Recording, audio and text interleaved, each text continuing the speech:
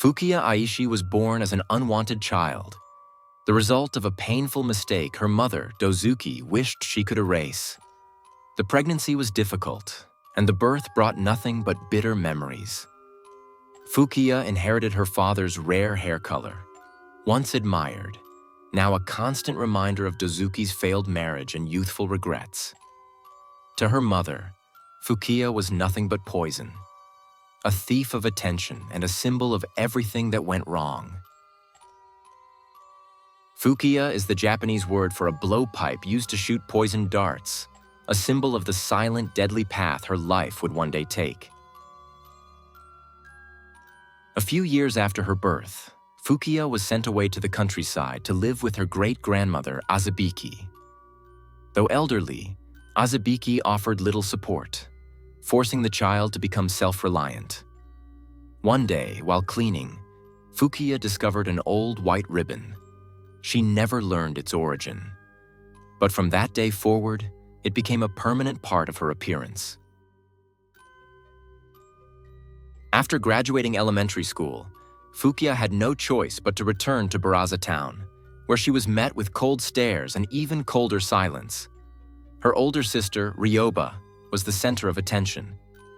The perfect daughter, trained by Kataba to become a flawless killer, destined to win the heart of her senpai. Fukiya was ignored, pushed to the side like she never existed. Only her grandfather, Torihiko, showed her a hint of understanding. Her mother feared letting her near her father, Surebu, believing it might awaken suppressed memories that would undo his carefully induced dysfunction. Still, Fukiya spoke with him in secret. He never said a word, but his eyes revealed everything. He remembered.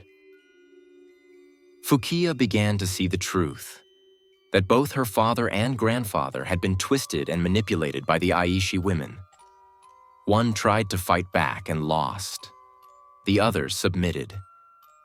But was he truly happy? When Ryoba began eliminating her rivals, she proved far from perfect. She made mistakes, left evidence. Kataba was furious. Even Dozuki accused her of sabotaging the family legacy. During this crisis, Fukiya stayed by her sister's side, not as a tool, but as a sister. She showed kindness, empathy. One of Ryoba's rivals, Kaguya, was eliminated peacefully, something unheard of in the Aishi bloodline. The family blamed Fukiya, claiming she was softening Ryoba and weakening her resolve. Kataba acted quickly, sending Fukiya back to Azebiki and suspending her education for a few weeks. Ryoba resumed her duties, and the killings became more brutal. Fukiya, the only member of the family with true empathy, couldn't accept this path. She didn't want to kill. Azebiki, stern but wise, understood. Long ago, she also was trying to reject the world of love and obsession, but failed. But the Yandere curse that had haunted their bloodline for generations would not spare Fukiya. In time, it consumed her too. In 1994, at the age of 17, Fukiya fell in love with her senpai. But she couldn't speak to him. Her voice trembled. She stuttered. Years of isolation, anxiety, and fear made every word feel impossible. She turned to Azebiki, who told her bluntly, "You either let go, or you take him." Fukiya didn't want to hurt anyone. But after a lifetime of suffering, didn't she deserve happiness? Then she remembered her name. Fukiya, poison. With Azebiki's help, a woman skilled in botany and chemistry, Fukiya began quietly poisoning her rivals. Just small doses, enough to send them to sleep. Forever. She saw it not as murder, but mercy. But soon the police noticed a pattern. The victims all had one thing in common. They were close to senpai. Suspicion began to rise.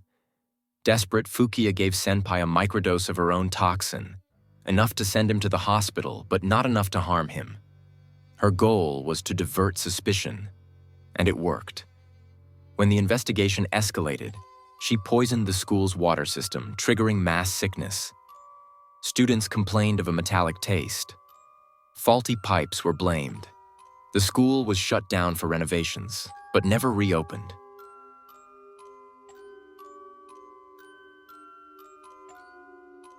Fukiya visited her senpai in the hospital, where he remained in a medically induced coma.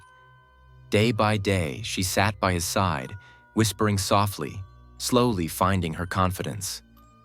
One day, he squeezed her hand. When he awoke and saw her unwavering devotion, he fell for her too. Fukiya was unlike the rest of her family, quieter, gentler, torn between instinct and conscience.